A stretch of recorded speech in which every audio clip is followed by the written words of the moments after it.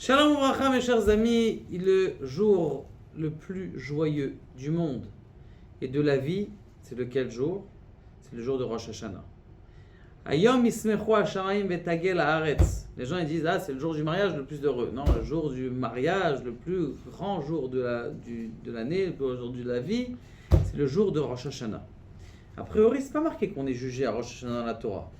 C'est marqué que dans la Gemara, c'est marqué Be'arba prakim ba'adam, Gemara et Rosh Hashanah Tetzain. Dans 3 fois dans l'année, nous sommes jugés. Les arbres, regardez là-bas la Gemara. Maintenant, la Gemara elle dit Rosh Hashanah, comment on est jugé? 3 possibilités.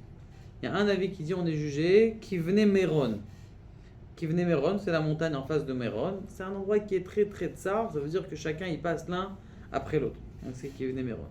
Après, il y en a un qui dit, tu sais qui on est jugé? Kivnei Choron. Kivnei Choron, c'est aussi des escaliers, mais c'est vrai, vous savez, c'est les ça monte, ça monte, ça monte.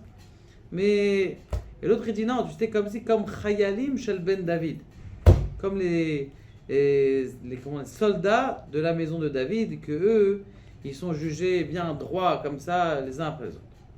A priori, les 3, ils veulent dire une chose, que c'est un endroit qui est serré et qu'on va passer. Pourquoi est-ce que la Gemara est obligée d'amener 3 exemples? Un, il dit parce que Bnei Meron, l'autre Bet Choron, qui monte, et l'autre Abdel David.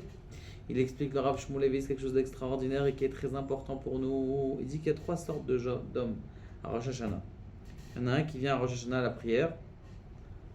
Psihat Parnassa, 100 000, 200 000, 300 000. Il vient que pour la Parnassa. C'est tout ce qui est venu, c'est toute sa vie. Il vient que pour la Parnassa. Qu'est-ce qui t'intéresse dans ta vie?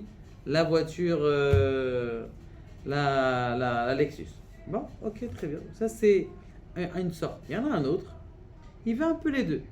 Moi, j'aime bien étudier, je veux une bonne Parnassa, mais je veux aussi un petit peu la spiritualité. Je veux être ça m'intéresse. Bon, très bien. Ça, c'est une autre sorte. Il y a une 3e sorte de personne. Lui, ça va être un Oved Hashem. Il veut servir à Kadosh Baruch Hu. Maintenant, il est payé sur quoi? Un serviteur, comment on appelle ça? Un soldat. Un soldat. C'est quoi un soldat? Un soldat, il ne se prend pas la tête combien est-ce qu'il va gagner à la fin du mois. De toute façon, il sait très bien qu'il est blanchi, nourri et logé. Il sait que c'est bidiouk la même chose.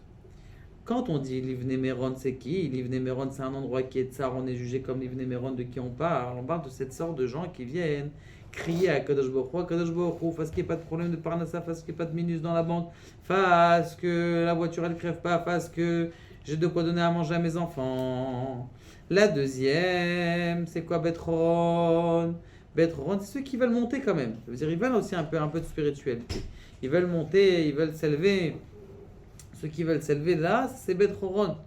C'est ça veut dire il y a les deux, un peu de spirituel, un peu de matériel.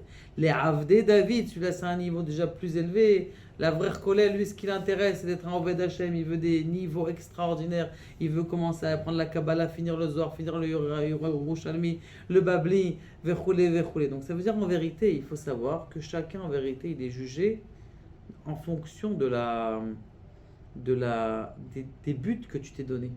Et donc ça c'est très important de faire ça avant Rosh Hashanah, de savoir c'est quoi ton but, c'est quoi des objectifs dans ta vie. Maintenant, c'est vadaï que au Olam Haba, les personnes ils vont avoir des niveaux complètement différents.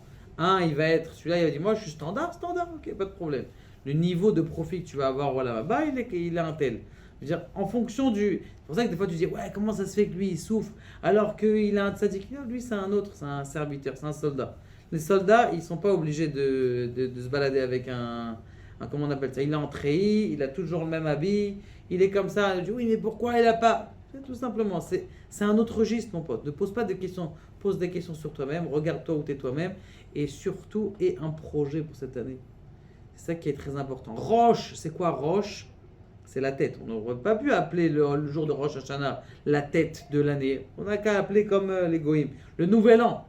On n'appelle pas ça le nouvel an, on appelle Roche la tête de l'année pour dire que là tu dois travailler ta tête pour savoir quels sont tes projets spirituels, matériels, supra-spirituels de tes enfants, de ta famille, de ton shalom bayit, de tout ça. Une fois que tu as ton projet à l'intérieur de la tête, déjà tu es clair, alors Be'ezrat Hashem tu vas voir que tu vas réussir cette année. Mais si quelqu'un il n'a pas de projet, tu vas arriver quoi? Qu'est-ce que tu veux dans ta vie? Tu sais pas où tu vas arriver, donc tu n'arriveras nulle part.